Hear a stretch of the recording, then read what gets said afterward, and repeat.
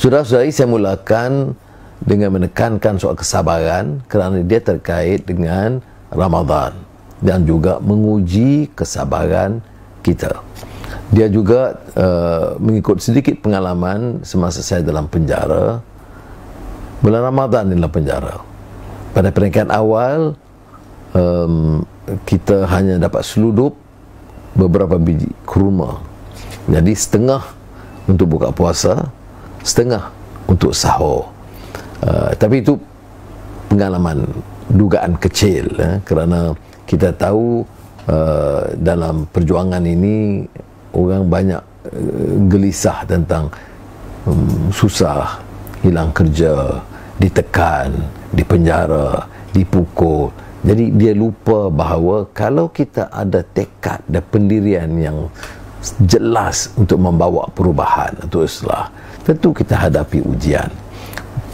Berulang kali kita mengingatkan tentang hadis Nabi Muhammad sallallahu alaihi wasallam, ya, tentang bagaimana kita diuji. Kerana kita anggap kita yang terbaik, padahal dalam hadis sahabat bertanya kepada Rasulullah SAW, ayyun nasu asyaddu bala'an, di kalangan manusia ini siapa yang paling banyak menghadapi rintangan, ujian? Jawab Rasulullah, al-anbiya'u thummal amthalu fal amthal. Bukan kita. Ya, kalau ikut urutannya, yang paling kuat hadapi ujian daripada Allah Ta'ala ialah para Nabi. Kemudian yang mengikut para sahabat, yang mengikut contoh dan teladan para Nabi, dan berikutnya tabi'in hinggalah akhir ini. Jadi kita ini kalau dalam urutan itu paling kecil pun bahagialah kita. Tetapi kesabaran ini bermakna kita ada upaya untuk bersedia dan bersabar menggunakan kebijaksanaan. Tapi kesabaran ini terkait dengan keyakinan kepada Allah SWT. Sebab itu saya ingat dalam catatan Imam Fakhruddin Razi dalam tafsirnya Mafatihul Ghaib, dia tanya, apakah tanpa mujahadah dan sabar, apakah menyangka kita dapat memasuki syurga? Tidak boleh. Dan oleh demikian, manusia tidak boleh mencapai, menikmati kebahagiaan jika mengabaikan kewajipan ini. Ya, jadi semua saya nukilkan umpamanya Imam Al-Qurtubi dalam kitab tafsirnya Al-Jami' li Ahkamil Quran, tentang pemanah yang bertempiaran, yang ni sering kita dengar dalam perang Uhud, ya.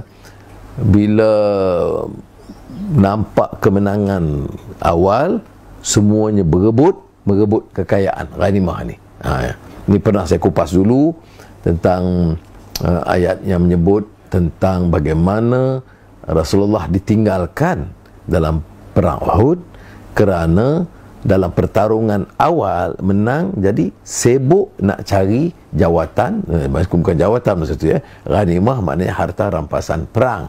Kalau ketiba sekarang ini ada jawatan baru, maka Islam itu dijadikan kedua. Dalam ucapan, dalam pidato kempen, dalam tazkirah, al-Islamu ya'lu wa la yu'la alaih, Islamlah paling tinggi. Dalam dapat habuan, al-jawatan, al-GLC, al-wazir atau menteri. Jadi ini keadaannya. Tak salah ambil jawatan, tetapi mesti pegang pada landasan. Ini kalau bercambahnya perjudian ke, arak ke, kezaliman ke, penolakan hukum ke, pengabaian masyarakat miskin, dan berlakunya jurang perbezaan, kesenjangan besar, semuanya menjadi kelu membisu. Jadi ada budaya bisu dalam politik kerana ghanimah, jawatan dan habuan yang berkenaan. Ini pesan Imam Al-Qurtubi dan Syekh Yusuf Al-Qaradawi, yang saya buku yang agak popular dalam bahasa Arab dan juga dalam yang terjemahannya bahasa Melayu, sabar, as-sabr fil Quran.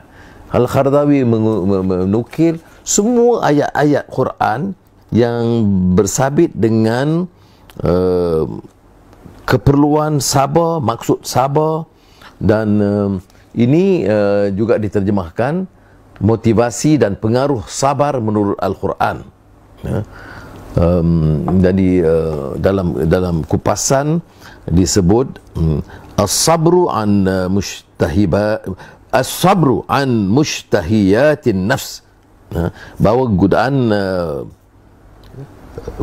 sabar bukan sekadar ujian dan musibah, ya, tetapi tarikan keduniaan. Ya, ini kadang-kadang orang kata sabar ni hadapi dah. Tarikan keduniaan apa?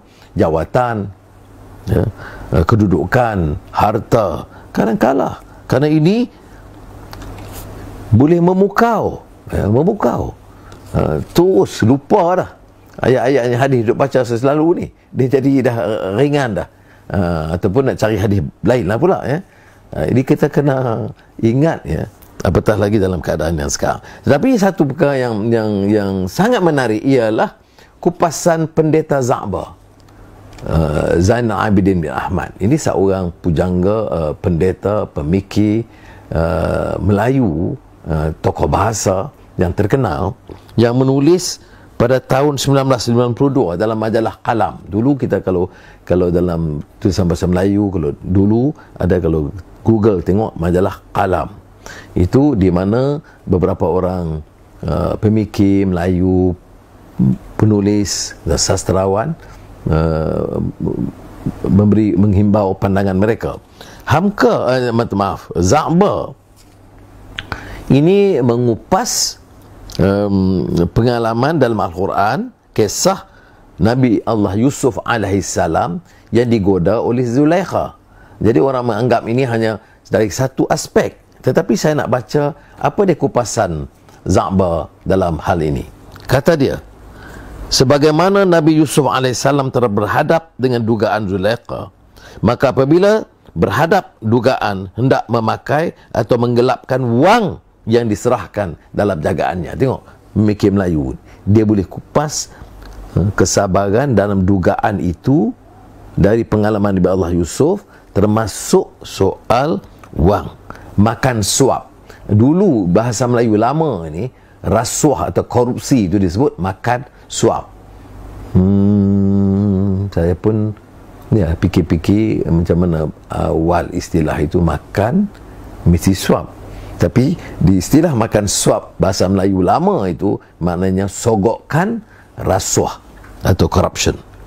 Jadi makan suap atau hendak mencuri barang orang dan sebagainya, maka hendaklah dilawan sekalian. Itu dengan mengingatkan bahawa perbuatannya salah, tidak patut dan tiada bersih. Kekuatan pemikir Melayu Za'ba ini ialah beliau mampu mengolah pengalaman kisah Al-Quran dan juga beberapa istilah, ya. Ini umpamanya tentang kesabaran, nafsu, termasuk makan suap iaitu rasuah, mencuri harta rakyat atau mencuri harta orang lain. Bila dia cakap soal kemiskinan, dalam penulisannya yang lain, Hamka, saya teringat sangat Hamka, mungkin dalam 1-2 minggu ni kena kupas Hamka pula. Za'ba dalam menulis kemiskinan, dia kata orang Melayu mesti hadapi masalah apa? Kemiskinan makan minum, kemiskinan harta. Tetapi dia tekankan juga kemiskinan ilmu. Tengok, miskin harta, miskin ilmu, dan dia tambah miskin akal budi. Ini yang jadi pokok persoalan kita, kerana hilang sabar, hilang keyakinan kepada Allah SWT, menjadi kita tercorot ke taraf miskin. Jadi sebab itu kita kena yakin. Ini yang disebut dalam Al-Quran, firman Allah SWT dalam surah Ar-Ra'd ayat 24, salamun alaikum bima sabartum fa ni'ma uqbad dar. Salamun alaikum bima sabartum fa ni'ma uqbad dar. Sejahteralah kamu berpanjangan disebabkan kesabaran kamu, betapa baiknya balasan amal kamu di dunia dahulu. Dia dikaitkan dengan keyakinan, dan kita akan dipertanggungjawabkan dan dipersoal kemudian di akhirat kelak. Di antara yang diungkit di sini, dibangkitkan adalah tentang tahap kesabaran kita.